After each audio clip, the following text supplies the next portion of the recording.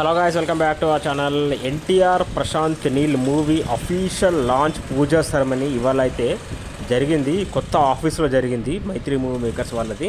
So ఇప్పుడు ఏంటంటే అసలు క్వశ్చన్ ఏంటంటే సలార్ శౌరంగ పర్వం షూటింగ్ ఉందా లేదా, లేదంటే మూవీ ఇంకా చాలా లేట్ అవుతుందా అనేది చాలామందికి డౌట్స్ అయితే ఉన్నాయి. మరి ఈ మూవీ షూటింగ్ వచ్చేసి సెప్టెంబర్ నుంచి మొదలవుతుంది షూటింగ్ అయితే.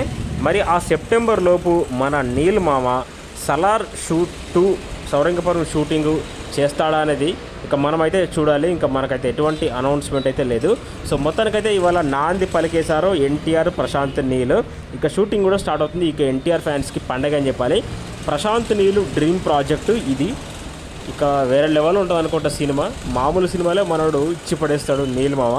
అటువంటిది dream movie, dream project, dream hero అన్నాక ఇక ప్రాజెక్టు సినిమా ఏ లెవెల్లో ఉంటుందో మీ ఊహకే వదిలేస్తున్నా డార్లింగ్స్.